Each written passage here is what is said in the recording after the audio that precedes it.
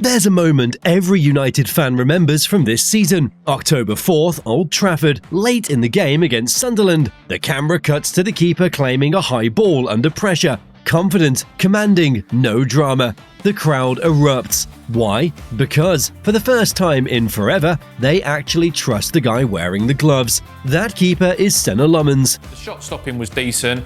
Probably could have done a little better with Welbeck's free kick, but it was really well struck. Made a great save that the referee actually gave a goal kick for when he flicked it round the post. 3 months ago, most of you had never heard his name. Now, he's keeping clean sheets, making big saves, and giving United something they've been desperate for: reliability. Today, we're telling you exactly how he got here. Okay, before we go about Lammens' story, we need to figure out what was going on at United, because to be honest, it was a real circus. Yeah, bruv, he's living life now, blood. Do you know what I mean, fam? Ruben Amorim. I hope he loses this game. I really do. Ruben Amorim took over as head coach in November 2024. He brought with him a system that relies heavily on possession and high pressure. This means that the goalkeeper needs to be able to handle pressure without making you uncomfortable every time the ball comes near him. That's fair, right? But this is the problem. Andre Onana went on loan to Trabzonspor at the beginning of September 2025, after a tough time when his confidence was clearly low. That made Altay Bayındır the major guy, and even if Amorim officially supported him, there were still doubts. The goalkeeper situation at United has turned into a revolving door of worry. Fans that are afraid of every back pass, defenders are glancing behind them. When your centre-backs don't trust the person behind them, you know it's awful. When the transfer window opened, United realised they had to do something. Not just any keeper. They needed someone who could come in, calm things down, and fight for the number 1 shirt immediately.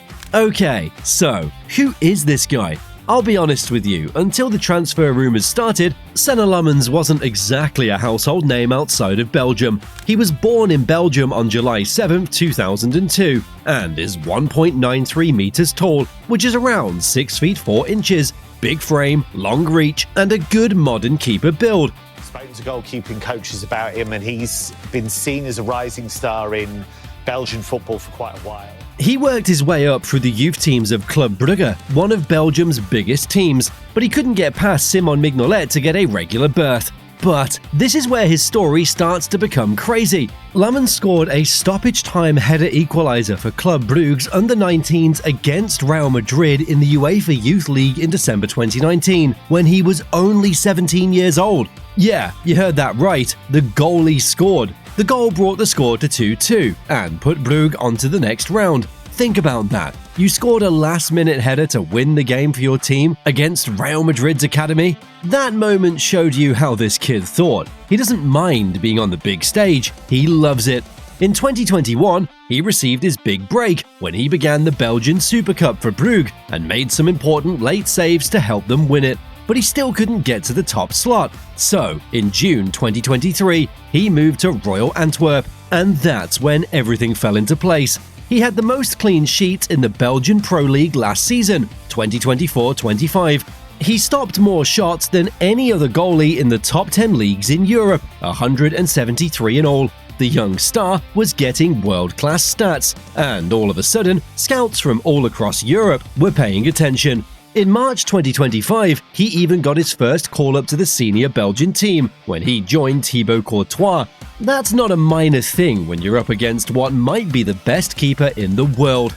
Now, look, I know some of you switch off when we start talking numbers, but stay with me here because this is where it gets interesting. Lammens isn't just some punt, the data backs him up big time. His shot stopping is his bread and butter.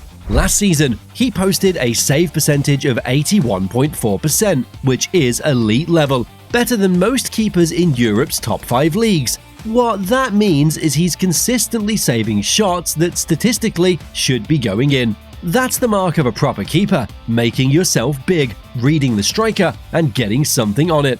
For penalties, it's pretty massive. By mid-February last season, Lammens had already saved 4 penalties in all competitions.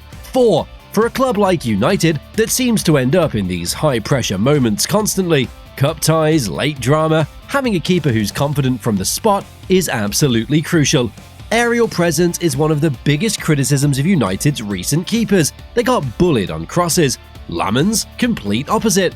His claim rate and cross-stopping ability were well above league average in Belgium. At 6'4", with proper timing, he attacks the ball in the box. That's what you need in the Premier League, where every weekend you're facing set pieces and long throws into the mixer.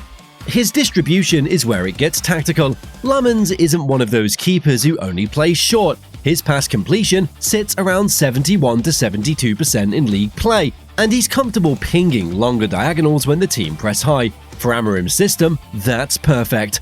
United can draw teams in with short build-up, then boom, switch it with a 60-yard ball to the wide forwards. Having a keeper who can execute that takes so much pressure off the backline.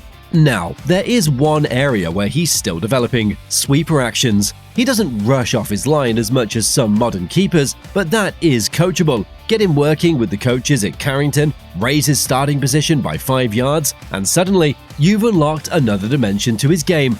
The point is this: Lammens is elite at the fundamentals: shot stopping, penalties, claiming crosses, and playing smart with his feet. That's exactly what United needed. Someone who does the basics at an 8 or 9 out of 10 every single week, without the constant drama.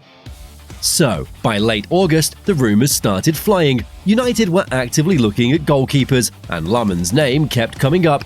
They'd looked at other options too. Emi Martinez was reportedly on the table, but after weighing up the costs, the age profile, and the ceiling for development, they decided Lammens was the one.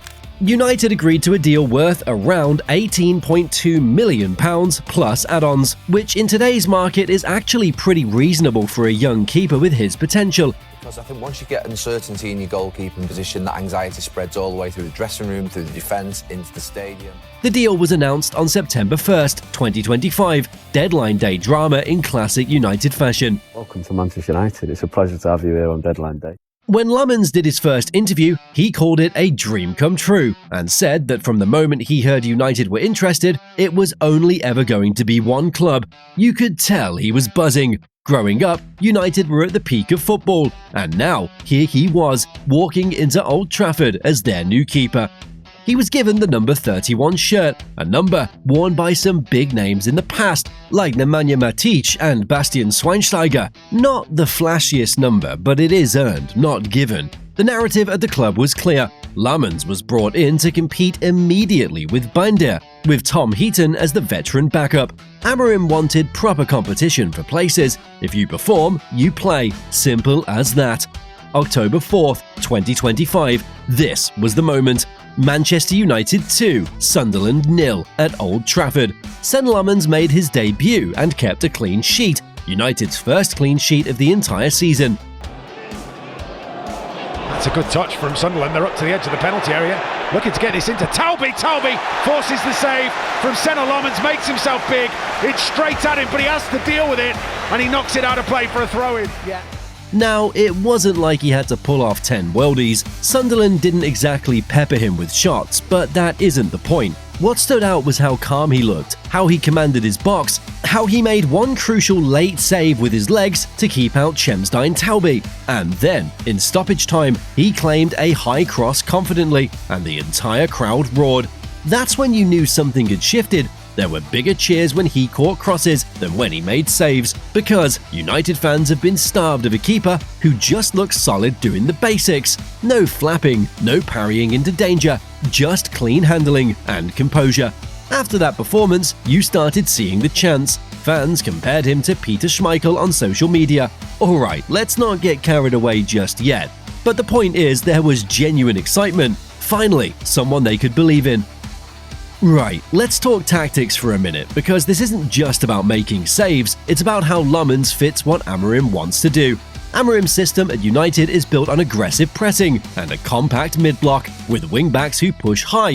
That means there's space in behind for teams to exploit on the counter. You need a keeper who can control his box, especially dealing with crosses and long balls over the top. Lammens' claim rate and his physical presence help United hold a higher defensive line without panicking every time the ball goes long. His aerial dominance means defenders can push up knowing he's going to attack anything in his 6-yard box. Then there's the build-up. When teams press United's first phase, and trust me, everyone does, Lammens' ability to play long and accurate takes the sting out of the press. He can hit Seshko or the wide forwards in space, and suddenly, United have bypassed 4 or 5 opposition players with one ball. That's a weapon. And set pieces? God, United have conceded so many goals from corners and free kicks in recent years. Having a keeper who organises his line, calls for the ball, and genuinely enjoys the physical side of defending set pieces, that changes your expected goals against immediately. Plus, the international recognition helps. Being called up by Belgium at senior level signals trust and temperament. The staff know he can handle pressure. You don't need to be newer to succeed at United, you just need to do the basics brilliantly. Week in, week out, Lammens can do that.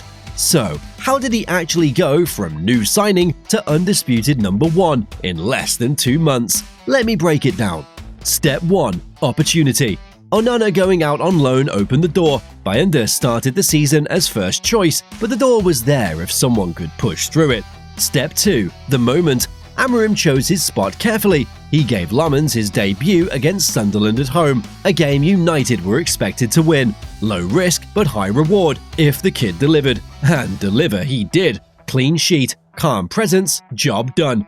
Step 3. Trust through consistency. After the Sunderland performance, Lammens kept getting picked because he brought exactly what the team needed: reliability. No howlers, no moments where you're holding your breath. Just solid, dependable goalkeeping.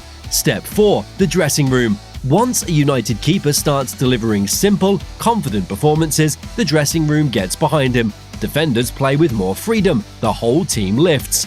Number 1s aren't given, they're earned, and Lammens earned it by being the opposite of what United had dealt with for 2 years. He was steady, he was confident, and he made the saves he was supposed to make.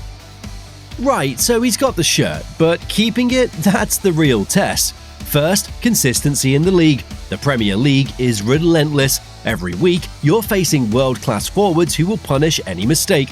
Lammens needs to maintain that minimum error profile he's shown so far.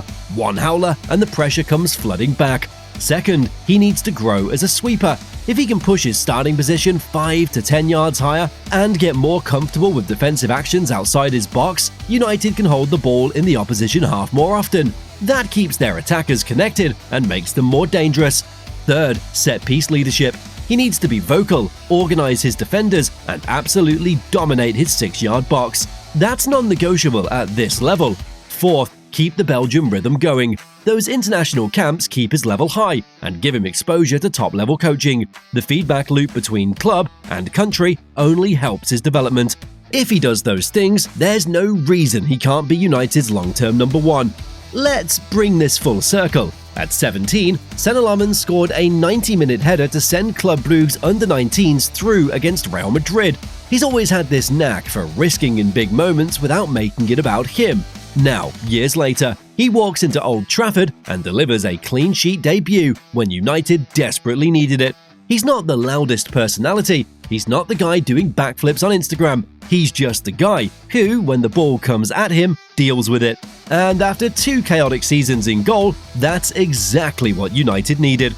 If the coaching staff can sharpen his sweeping game and keep building his confidence under pressure, you might genuinely be watching United's number 1 for the next 5 years settle into the role right now. He's got the tools and he's got the mentality. Most importantly, he's got the crowd behind him. That's half the battle at Old Trafford. If you enjoyed this deep dive into how Senne Lammens became United's number 1, do me a favour and smash that like button.